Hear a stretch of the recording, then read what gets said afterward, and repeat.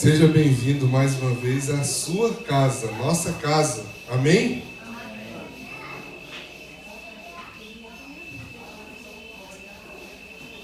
Nós iniciamos na nossa celebração passada uma jornada, uma campanha, uma jornada de 40 dias de presença.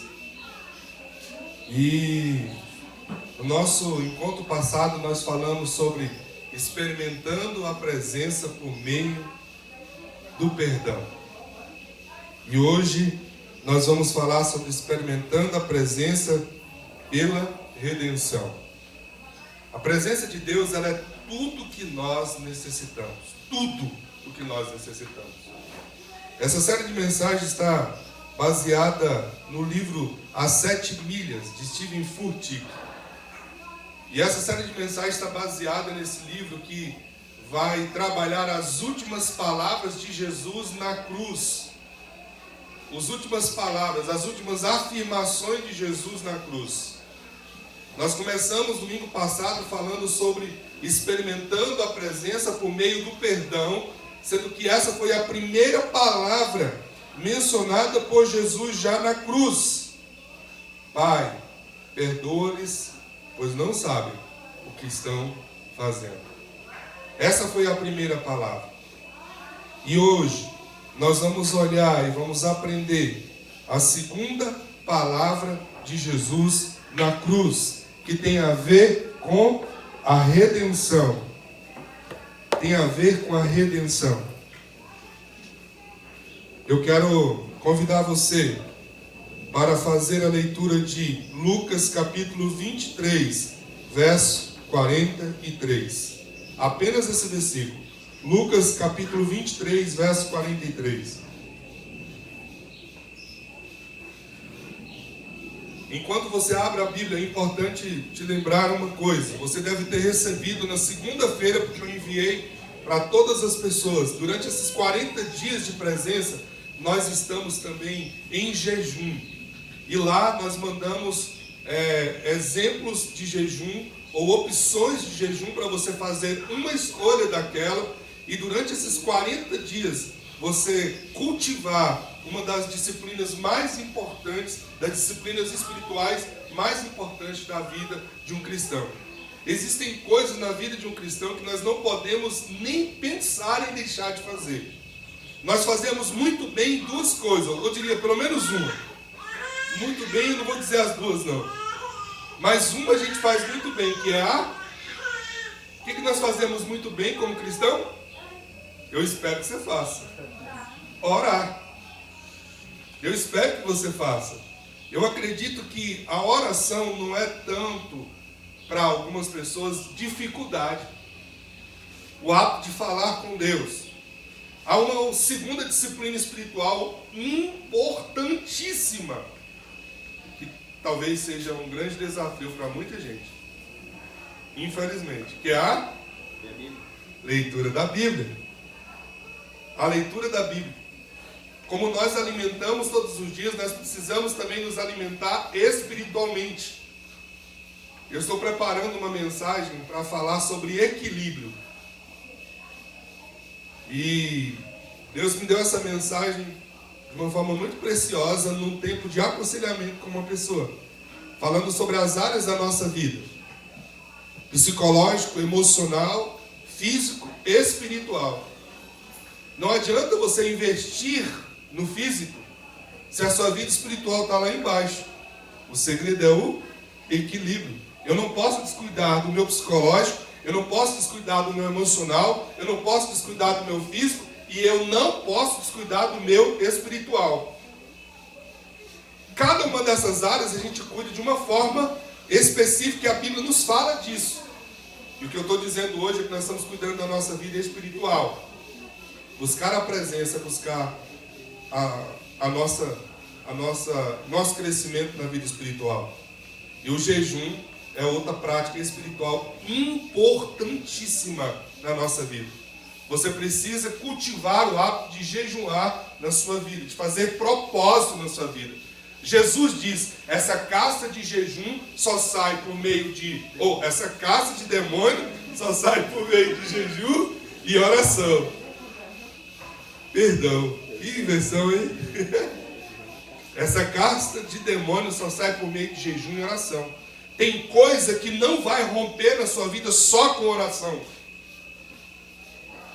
Tem coisa que vai romper na sua vida principalmente com a oração, mas também com jejum. E o que é o jejum? O jejum é você adorar a Deus e você consagrar a Deus, você dizer que aquilo que você está abrindo mão é menos importante para você do que Deus. É isso que é jejum. Jejum não é uma barganha. Tá certo? Jejum não é comprar Deus, não.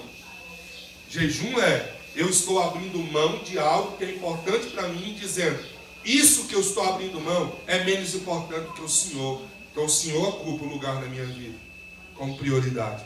Jejum é adoração. Jejum é consagração. John Piper diz que quem jejuma tem pressa por Deus. Guarda essa no seu coração. Se você não tem o hábito de jejuar, significa que você não tem pressa de Deus na sua vida. Então você recebeu lá um cartezinho com opções de jejum. Vários deles. Escolha um daqueles.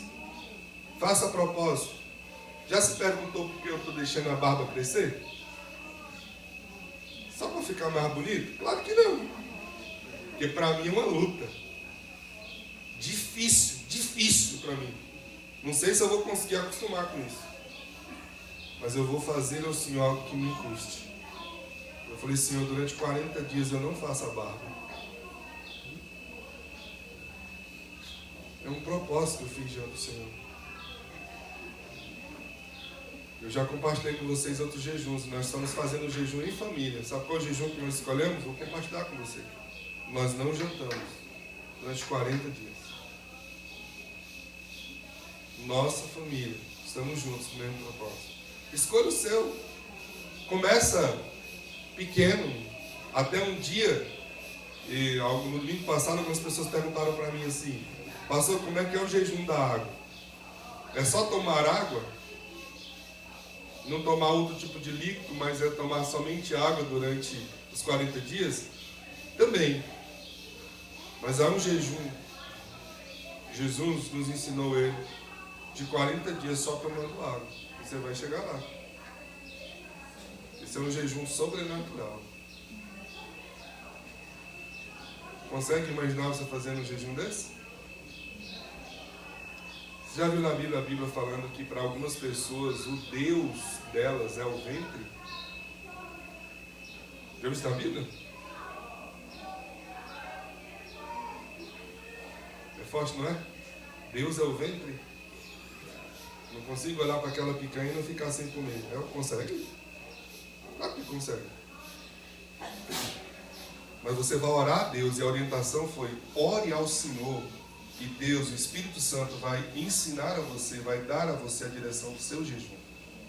Como Ele deu para a nossa família. Nós fizemos um jejum em 3 níveis. Vou explicar isso para você. Eu estou fazendo o jejum de não fazer a barba. Um propósito de não fazer a barba.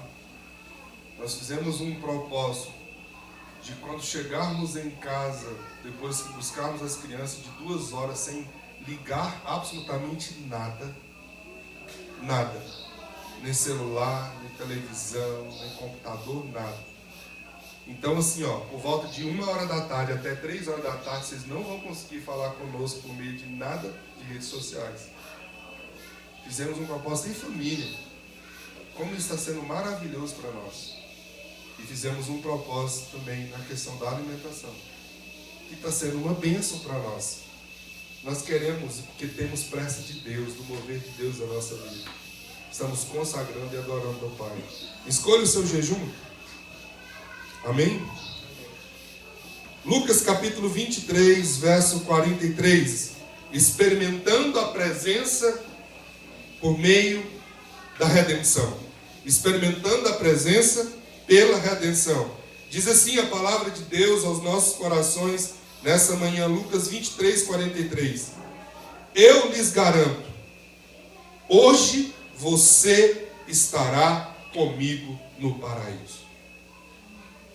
Eu lhe garanto, disse Jesus, Jesus falando para aquele homem, um dos malfeitores, que foi crucificado do lado de Jesus. Quando nós lemos esse texto, nós vamos ver a história de dois homens que foram também crucificados ao lado de Jesus. Um vira para Jesus nesse ato e blasfema. E vai dizer: Senhor, se tu for rei, tira você e a nós também daqui. Esse homem não. Ele vira para o seu amigo e diz assim: você fala como que estivesse louco. Nós estamos aqui porque nós merecemos. Mas ele nada, absolutamente nada fez para que estivesse aqui. Aí ele vira para Jesus e diz assim: Senhor, lembra-te de mim quando estiveres no teu reino. E Jesus responde com essa palavra de redenção. Hoje mesmo, você estará comigo no paraíso. O que é redenção? O que é redenção? Redenção é declarar livre aquele que foi condenado e culpado. Faz sentido para você?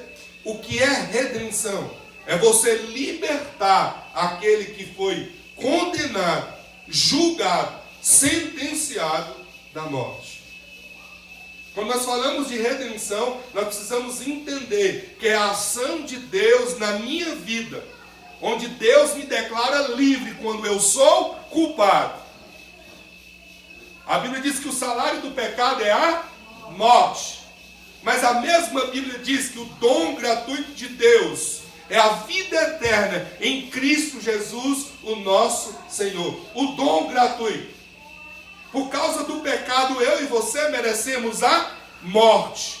Mas em Jesus Cristo nós recebemos um dom gratuito. E esse dom chama-se redenção. Nós fomos redimidos, justificados em Deus, para não sermos condenados por Ele à morte. Quando você fala de justificação, justificação é entendido como um aspecto jurídico, onde você é sentenciado, onde você é julgado, onde você é sentenciado, na hora que você vai cumprir a sua sentença. E a sentença, a Escritura diz que é a morte. Jesus diz assim: eu morro no seu lugar. Não precisa morrer. A Escritura diz que Ele fez morte para que nós pudéssemos ser, para ter vida. Isso é redenção. Isso é redenção. Experimentar a presença por meio da redenção. Nosso Senhor Jesus Cristo, Ele venceu e Ele vive eternamente. Eu preciso que você guarde no seu coração e construa na sua mente. Essa é uma fortaleza para você vencer. Nós fomos ensinados dentro de uma matriz religiosa católica.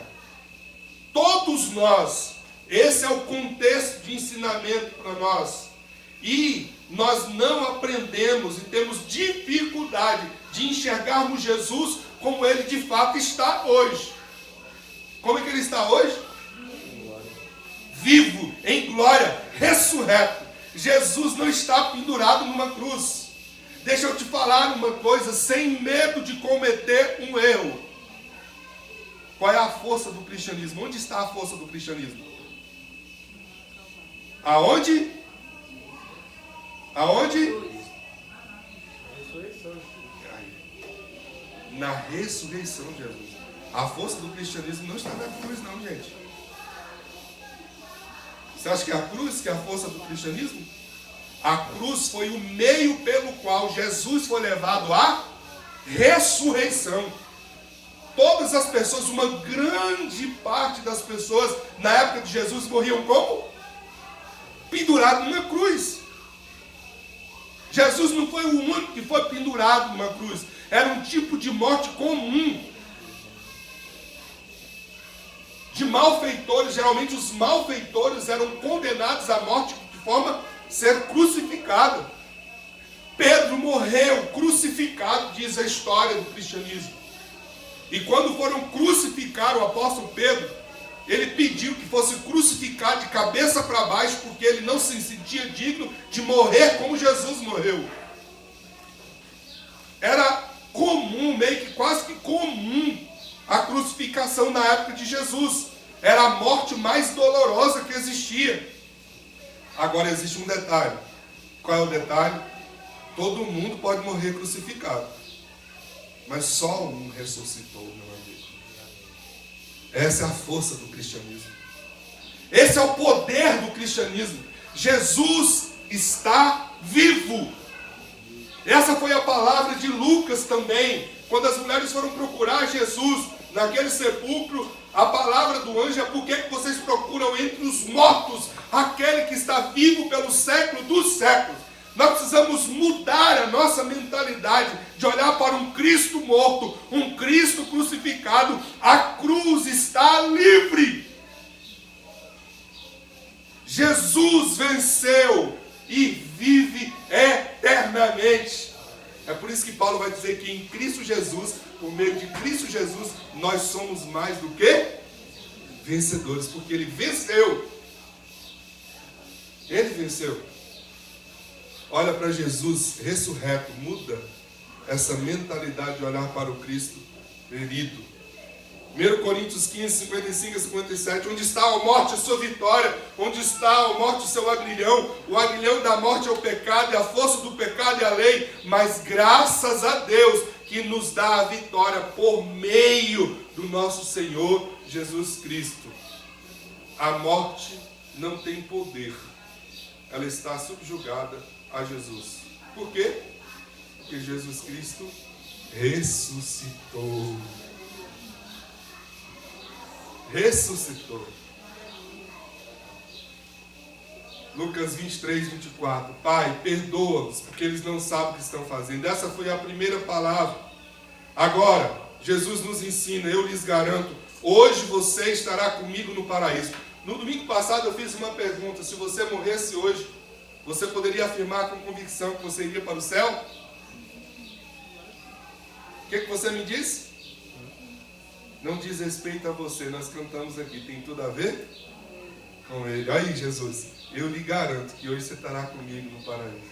Se nós fecharmos os olhos aqui, não há nenhuma probabilidade de não estar com Ele, desde que Ele seja Senhor e Salvador da minha vida. Essa é a verdade. Isso diz respeito à redenção. Steve Furtick diz: o caminho que Jesus oferece não é o único caminho na vida. Você concorda com isso? O caminho que Jesus oferece é o único caminho na vida? Depende da sua escolha, é isso que ele está querendo nos dizer. Existem outras estradas espirituais e filosóficas, algumas pessoas não estão dizendo por aí? Existe, é uma questão de escolha. Agora presta atenção, mas o caminho de Jesus é o único caminho que nos levará aonde queremos ir. E aonde você quer ir? A vida na plenitude da beleza da presença de Jesus, na presença de Deus. Nenhum outro caminho leva a Deus. Existem outros caminhos que levam a outras coisas. Existem filosofias que vai te dar um caminho a outras direções. Agora o único caminho que leva à presença do Pai chama-se Jesus Cristo. João 14, 6. Eu sou o caminho, a verdade e a vida, e ninguém vem ao Pai a não ser por mim. Podem falar de outras opções, mas o caminho que leva à presença é só o caminho que é Jesus. Redenção é o mais importante assunto das Escrituras. A redenção é um dos mais importantes assuntos da Escritura, porque diz respeito à nossa salvação. A forma como nós fomos amados por Deus, a forma como nós fomos salvos por Deus, a forma como nós fomos alcançados por Deus.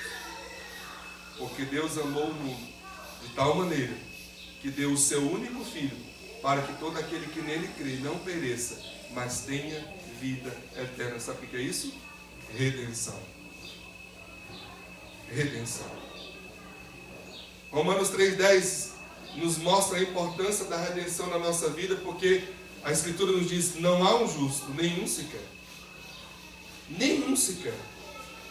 Todos se extraviaram, todos se fizeram inúteis. Você sozinho não vai chegar a lugar nenhum. Todos nós precisamos de um Redentor. Se não há nenhum justo, nenhum sequer, eu preciso então de alguém que possa me redimir, que possa me tornar livre, que possa me conceder aquilo que eu não vou alcançar sozinho.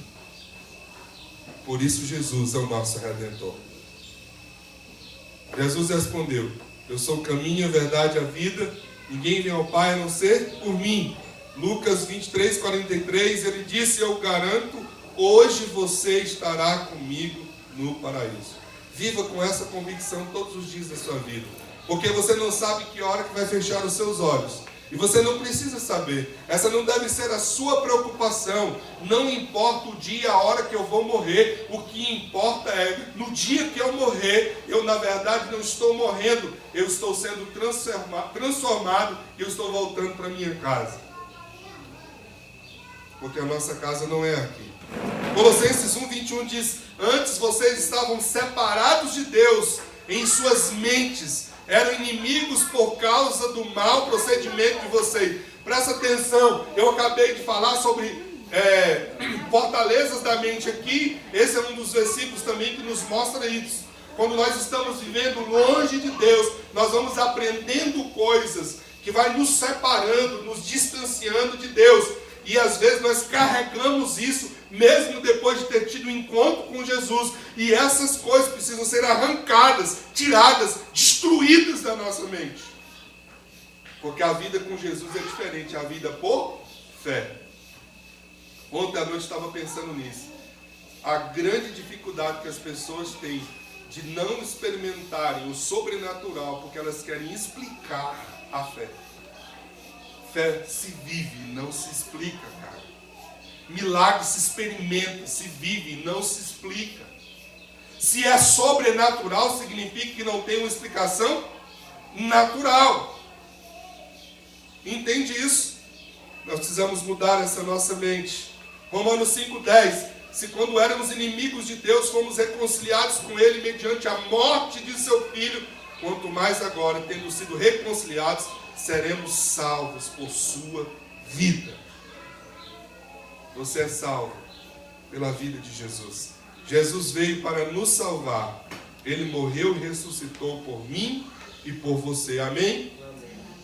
Morreu e ressuscitou. Se ele tivesse apenas morrido, não tinha significado nenhum o cristianismo. Mas ele ressuscitou. A tumba está vazia. Se você for onde Maomé foi enterrado, ele continua lá. As pessoas fazem peregrinações até hoje, onde o corpo dele está. Se você for aonde Siddhartha Gautama foi enterrado, ele continua no mesmo lugar. Mas se você for onde Jesus foi enterrado, a tumba está vazia. Essa é a sua crença. Ele ressuscitou. A redenção é o assunto central das Escrituras. Stephen Furtick diz: podemos não ter zombado abertamente de Deus, mas ao seguir o nosso próprio caminho e ignorá-lo, ignorar a Deus, rejeitamos a sua graça. Precisamos do dom da fé para recebermos salvação e sermos transformados de inimigos em amigos de Deus. Eu queria que você prestasse atenção nisso. Quando você segue o seu próprio caminho, você está ignorando a Deus. Quando você segue o seu próprio caminho, você está ignorando a Deus. Você precisa do dom da fé para você ser restaurado à posição de amigo de Deus. Assim que nos arrependemos e recebemos o perdão de Deus, nós somos salvos, nós somos redimidos. Ele também diz o seguinte: seu lugar é com Jesus. Repita comigo: o meu lugar é com Jesus. Fala comigo. O meu lugar é com Jesus. Esse é o seu lugar. Sabe o que isso significa? Ele irá levá-lo aonde ele está. E ele está onde? Na presença de Deus. Isto é salvação. Esse é o presente de Deus para mim e para você. Eu estou absolutamente convencido de que à medida que você entende o que é salvação, a sua condição como pecador e a forma amorosa como Deus lhe amou e te redimiu, você vai viver um cristianismo como um filho amado de Deus. E eu acredito profundamente nisso. E aí, de um aspecto bem prático, eu quero ser objetivo com isso aqui. Para receber e viver a grandeza da redenção, o que você precisa fazer? Para você viver a grandeza da redenção, experimentar essa riqueza, essa beleza, essa nobreza da redenção, o que você precisa fazer? À luz das Escrituras, primeiro, receba com fé o presente da salvação. Ninguém é redimido se não receber o presente da salvação. Preste atenção, presente. O que isso significa? De graça. Eu não posso comprar. Poxa, tem tanta gente ainda que fica tentando merecer. Nenhum esforço humano é capaz de comprar o sacrifício de Deus. Nenhum esforço humano é capaz de comprar o sacrifício de Jesus. Nada que você venha fazer é capaz de comprar o sacrifício de Jesus. Efésios 2, 8, 9, isso aqui é a base da nossa salvação, a salvação por meio da fé, pela graça, pois vocês são salvos pela graça. O que é que significa a palavra graça? Favor imerecido. Você não merece, tem tudo a ver com Ele. É dom de Deus. Por meio da fé, isso não vem de vocês. Não vem das obras para que ninguém se glorie. Não é por fazer boas ações que nós vamos entrar na eternidade. As boas ações é resultado de quem experimenta a salvação.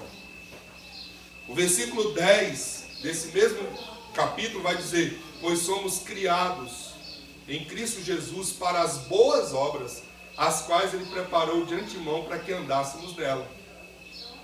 Nós somos criados para vivermos em boas obras. Agora, quando se diz respeito à salvação, é por fé, de graça. Você não merece, não precisa merecer. Ele resolveu te amar. Eu sei que às vezes é constrangedor. Eu sei que às vezes perturba. Porque nós somos construídos numa caminhada de merecimento. Nós queremos sempre fazer por merecer. E Jesus resolveu dizer para você: você não merece, mas eu te amo. Eu vou continuar te amando. Não há nada que você possa fazer para mudar o meu amor por você. Ainda que você não queira, eu continuo te amando. Isso é amor. Receba com fé o presente da salvação. 2 Coríntios 5, 21 diz: Deus tornou pecado por aquele que não tinha pecado, para que nele nós nos tornássemos justiça de Deus.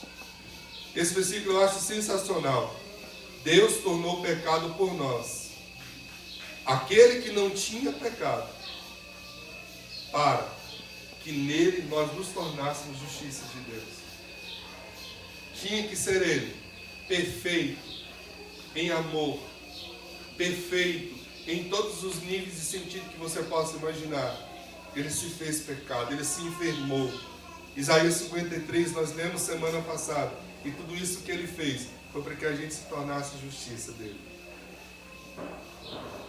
Pois o salário do pecado é a morte, mas o dom gratuito de Deus é a vida eterna em Cristo Jesus, o nosso Senhor. Receba essa salvação de graça. Receba amor. Receba a graça maravilhosa do Senhor. É isso que Ele tem para mim e para você. Não tem a ver.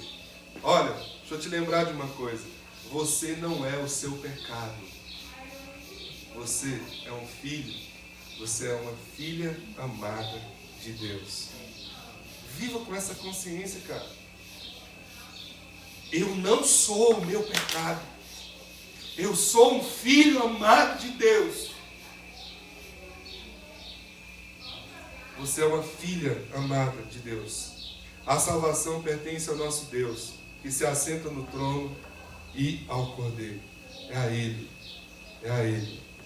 É a Ele. Diz respeito a Ele. Ele deu vida eterna e jamais perecerão ninguém poderá arrancar da minha mão. Eu queria que você prestasse atenção nesse versículo. Olha só o que ele está dizendo. Ninguém a tirará da minha mão. É possível perder a salvação? É possível perder a salvação?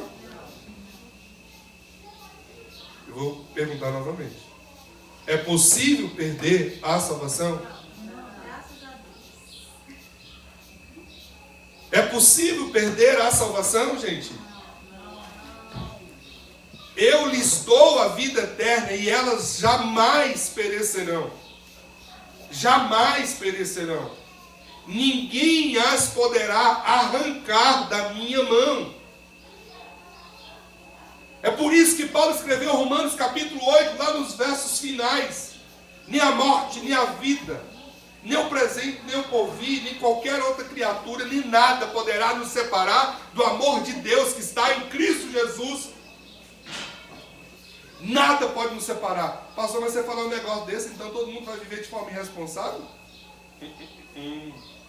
A minha Bíblia diz assim: e conhecereis a verdade, e elas vos libertarão. É a verdade que liberta, é a verdade que transforma, é a verdade que cura, é a verdade que alinha o nosso coração com Deus. E a verdade é: ninguém perde aquilo que foi dado por Ele. Segundo, honre e desenvolva sua nova vida em Jesus. Honre e desenvolva sua nova vida em Jesus. 2 Coríntios 5,17, portanto, se alguém está em Cristo, é nova criatura. As coisas velhas já passaram e eis que surgiram coisas novas. Se você recebeu o presente da salvação por meio da fé em Jesus Cristo, você é uma nova criatura. E uma nova criatura vive como uma nova criatura. As coisas antigas são coisas de criatura antiga. As coisas novas são coisas de criatura nova. O que passou, passou. Entende que eu preciso mudar a minha mente? Eu preciso quebrar as fortalezas da minha mente? Porque existem fortalezas que ainda estão influenciando a minha vida de nova criatura. Eu preciso quebrar isso. Eu preciso romper isso. Eu preciso renovar a minha mente em Deus, na sua palavra, para que eu possa viver e desenvolver a minha vida em Cristo. Quando eu falo de desenvolver a vida em Cristo, é importante você entender a necessidade de você intencionalmente investir na sua vida espiritual.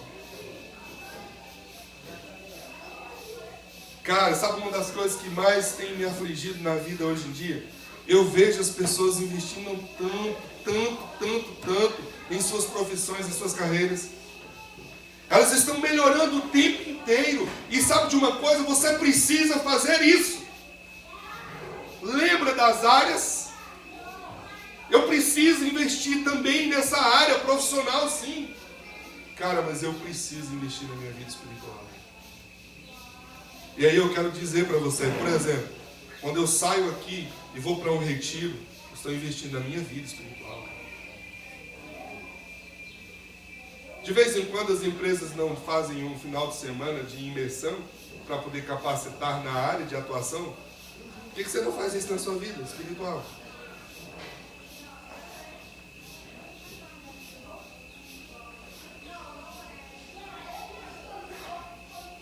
Nós estamos hoje aqui com a ausência de várias pessoas porque eles estão numa imersão. Entenderam isso? Então, quando o pastor fala para você assim, vai fazer um retiro, eu não estou mandando na sua vida não, estou te orientando a desenvolver a sua salvação.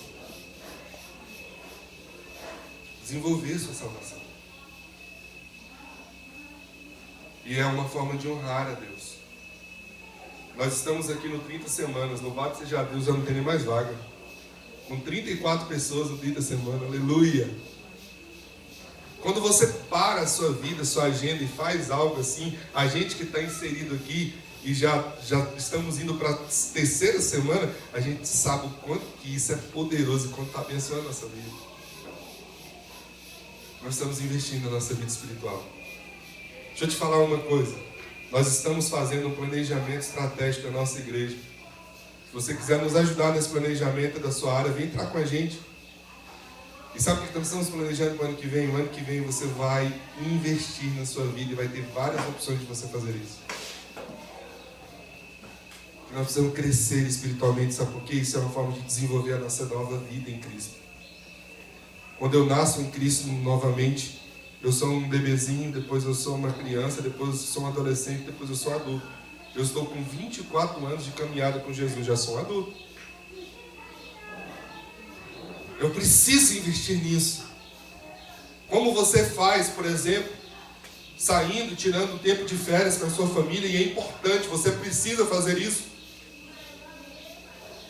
Invista também na sua vida espiritual.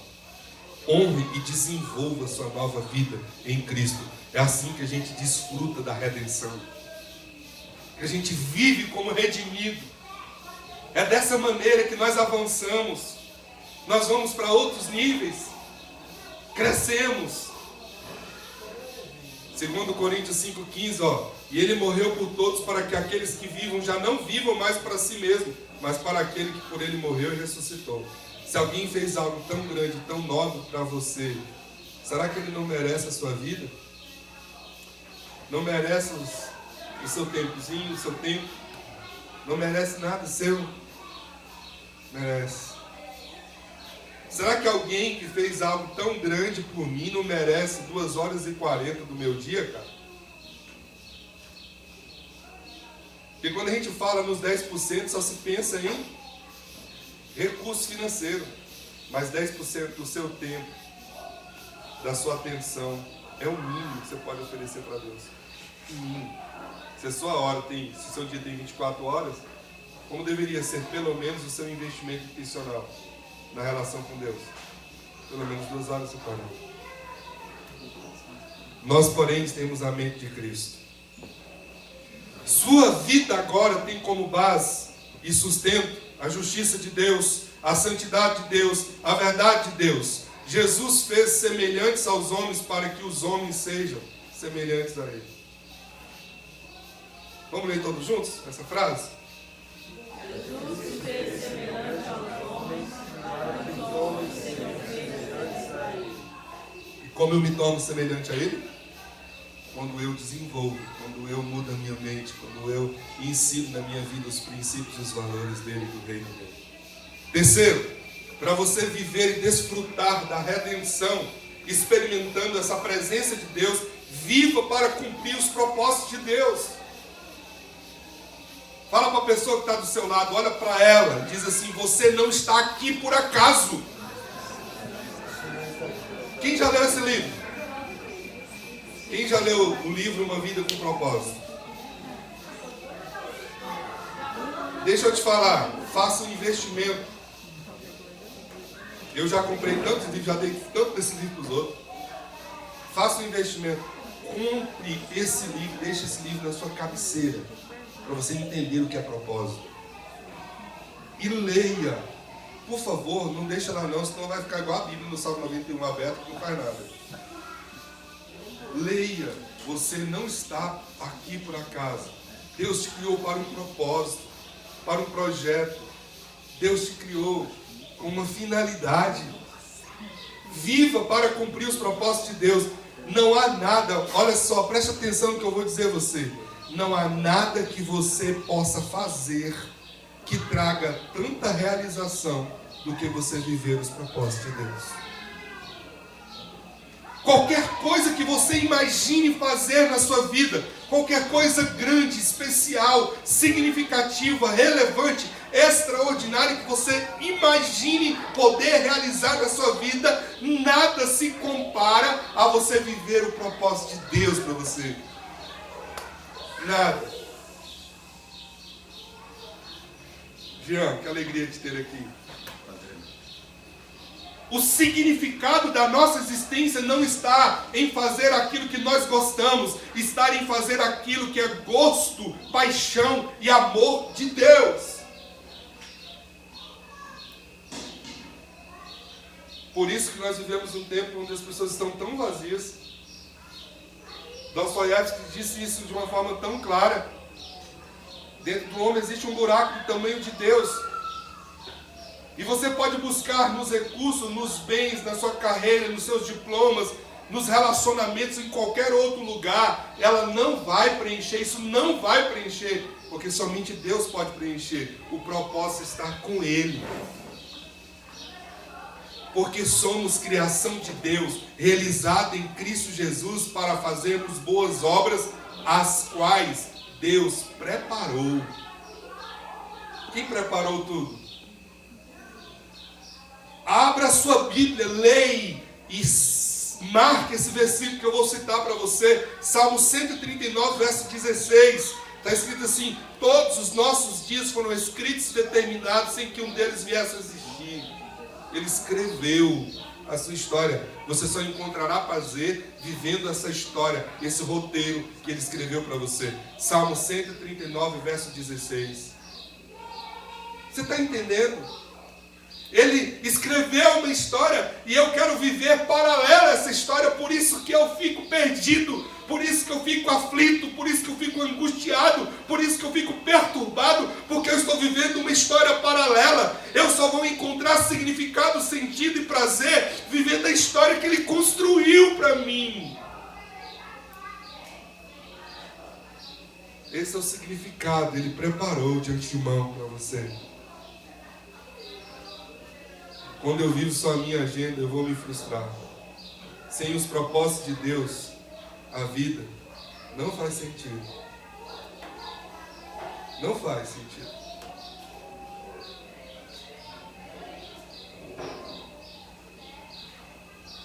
Rick Warren diz: uma vida sem propósito é como uma morte prematura.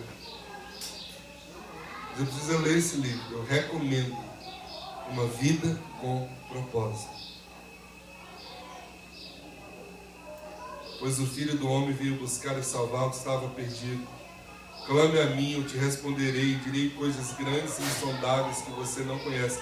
Presta atenção, Jesus, o Senhor e a palavra está dizendo: vem para mim e eu vou promover em você tudo o que você precisa nesse.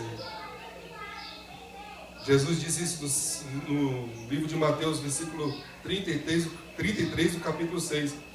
Buscai, pois, em primeiro lugar o seu reino e a sua justiça, e todas as outras coisas vos serão acrescentadas. Buscai em primeiro lugar o reino e a justiça, e tudo aquilo que é importante para você eu te acrescento. Torna-me prioridade. E aí, Jeremias 29, 11. Porque eu sou o que conheço os planos que tenho para vocês, diz o Senhor, planos de fazê-los prosperar e não de causar dano, planos de dar-lhes um futuro e uma esperança. Quarto, para você viver e desfrutar da presença por meio da redenção, transforme realidades com os valores do reino de Deus. Transforme realidades. Lucas 9, verso 1 e 2. Reunindo os 12, Jesus deu poder e autoridade para expulsar todos os demônios, curar as doenças, e enviou para pregar o reino de Deus e curar os enfermos. Gente, presta atenção no detalhe aqui. Jesus reúne os discípulos com uma finalidade. Qual é essa finalidade? Transformar as realidades com os valores do reino. Ele está dizendo, olha só, Ele deu você autoridade para quê? Expulsar os demônios. O que os demônios fazem com as pessoas? Oprimem, destroem a vida das pessoas. Ele me revestiu de autoridade para expulsar os demônios. Segundo, curar as doenças, cara. Curar as doenças. Ele revestiu você de autoridade para ministrar a cura sobre a vida das pessoas, para que elas sejam curadas. Enviou para pregar o reino de Deus e curar os enfermos. Há um propósito, um significado. O significado do propósito é a transformação das realidades com os valores do reino de Deus. Quais são os valores do reino de Deus? Libertação, a cura, a saúde, a vida. Esses são os valores do reino de Deus. Mateus 5, verso 13, 14, 16. Vocês são o sal da terra, vocês são a luz do mundo. Não se pode esconder uma cidade construída sobre um monte. Assim brilha a luz de vocês diante dos homens, para que vejam as suas obras e glorifiquem ao Pai de vocês que está nos céus. Quando você chegar num lugar, a presença de Deus precisa chegar com você. E se você está na presença, quando você chega no lugar, o ambiente transforma, muda completamente. Você está levando o reino de Deus. Jesus nos ensinou isso no Pai Nosso, cara. Pai nosso que estás nos céus, santificado seja o teu nome, venha o... Aonde? Venha o teu reino aonde? Aonde? Aonde? Na terra. Aqui na terra. Como? Como é que o reino chega na terra como é no céu? Quando eu redimido, chego. Quando eu redimido, me apresento. Quando eu redimido, vivo. Eu sou o reino de Deus aqui na terra. Você precisa entender isso.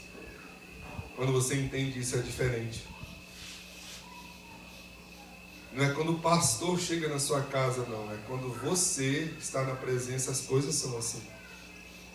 Se eu chego na sua casa e as coisas são tocadas e Deus pode fazer algo especial por meio da minha vida, é porque eu estou vivendo na presença. Você também foi chamado para viver na presença.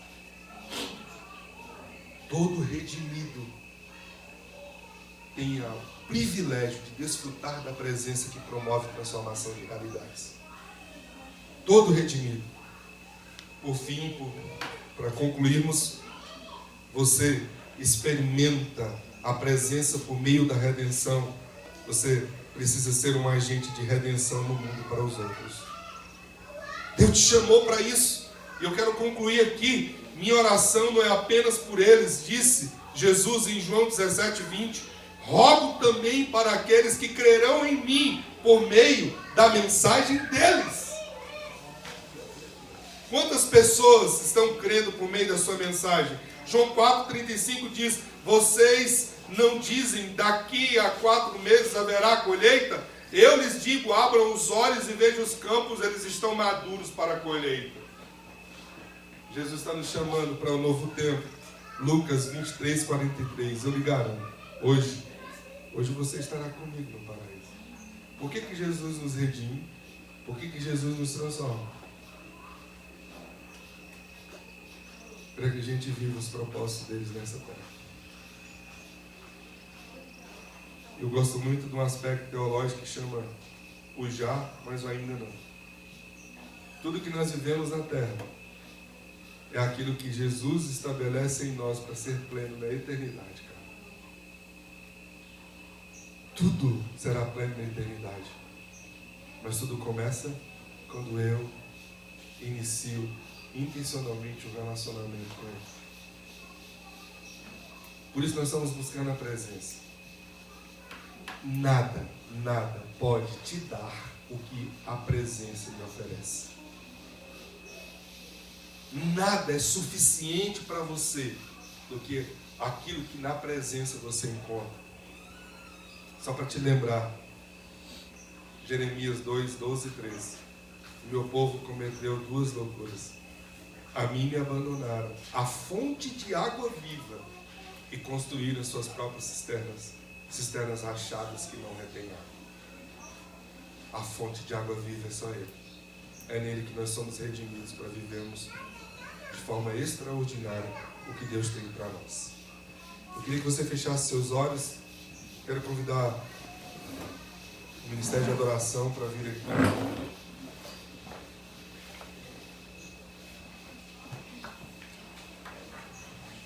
E nós vamos orar.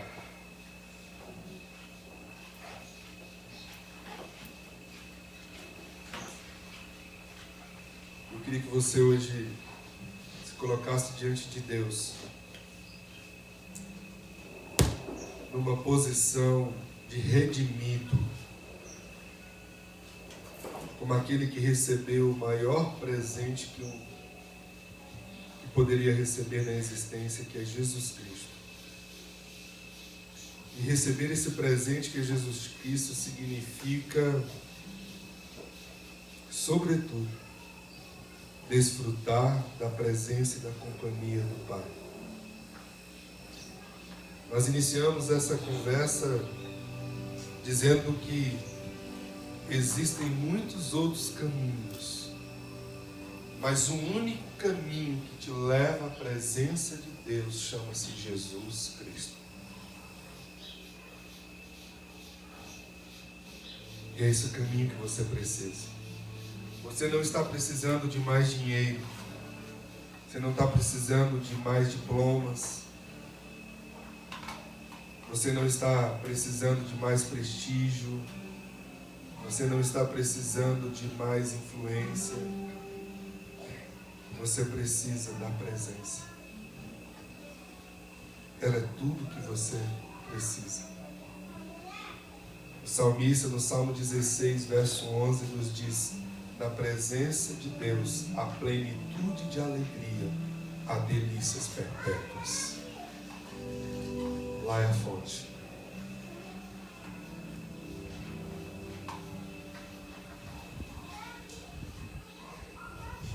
Eu quero orar com você nesse momento. Talvez você vinha distante do Pai, longe dele, e você entendeu que o seu lugar é na presença dele.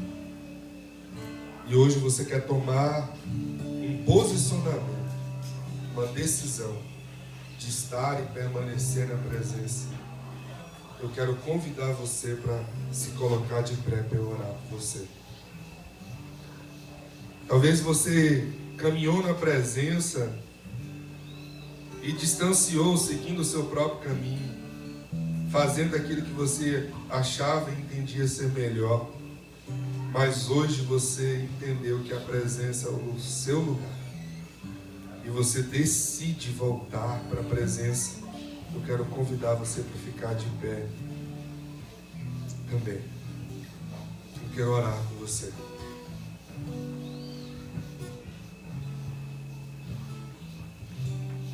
Pai, em nome de Jesus, nós recebemos a Tua palavra no nosso coração e entendemos que a presença do Senhor é tudo que nós precisamos. E não há possibilidade de estarmos em Tua presença sem passarmos pela redenção de Jesus Cristo. Portanto, Senhor, nós queremos agradecer ao Senhor pelo presente nos dado, que foi Teu Filho, Jesus, para nos salvar. Te agradecemos por tamanho amor com que fomos amados. Porque a Tua palavra diz que todos nós andávamos desgarrados como ovelhas. Mas o Senhor nos atraiu a Ti. E o Senhor nos escolheu para estarmos em Tua presença. Obrigado pelo Teu sacrifício no Calvário, Senhor. Que nos redimiu, que nos justificou, que nos libertou da morte. Obrigado, Senhor, porque em Ti nós temos a garantia de estarmos contigo no paraíso, não amanhã, mas hoje. Obrigado pela certeza de que o Senhor, ó Deus, não nos abandona. Eu vim para os meus, mas os meus não me receberam. Mas a todos quantos me receberem, eu lhe darei o direito de serem feitos filhos de Deus. Obrigado, Senhor, pela paternidade que o Senhor nos deu. Obrigado, Senhor, por nos libertar da orfandade. Obrigado por nos fazer filhos e filhas amados do Pai. Obrigado por morrer pelos nossos pecados. E obrigado por ressuscitar para nos dar a vitória para todo sempre. Amém. Hoje nós dizemos sim a todo o Teu amor. Hoje dizemos sim ao Teu sacrifício. Hoje dizemos sim ao presente da salvação. Nós abrimos o nosso coração e a nossa mente e dizemos sim a tudo que o Senhor tem para nós. renunciamos nossa própria agenda, renunciamos, Senhor, tudo aquilo que é viver paralelo a Ti, e abraçamos a vida com propósito em Deus. Junto de Ti é que queremos viver, queremos estar, queremos permanecer. Em nome de Jesus. Amém, amém e amém. Viva como redimido, porque redimido você já foi. Amém? Viva como redimido. Louvado seja Deus. Desse mesmo Espírito, quando nós adoramos e cantamos o Senhor, você tem a oportunidade, como redimido, adorar o Senhor com seus dízimos, com as suas ofertas. A Bíblia diz que Deus ama aquele que dá com alegria, quem dá com alegria como o sol brilha. Jesus não precisa do seu dinheiro. Jesus quer você. Você entende isso? Deixa eu te falar, nós não queremos o que você faz, nós queremos você. Jesus morreu por você. Quando eu participo, quando eu adoro, quando eu faço isso, eu estou apenas adorando o Pai. É um privilégio de reconhecer tudo aquilo que Ele fez por mim e adorar a Ele. Quando louvamos, vamos ficar de pé. Você tem a oportunidade de fazer isso aqui. Você tem a oportunidade de honrar ao Senhor por tudo aquilo que Ele fez a você.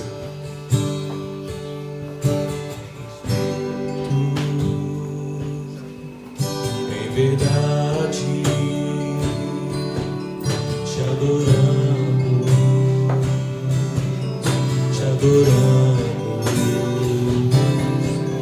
em espírito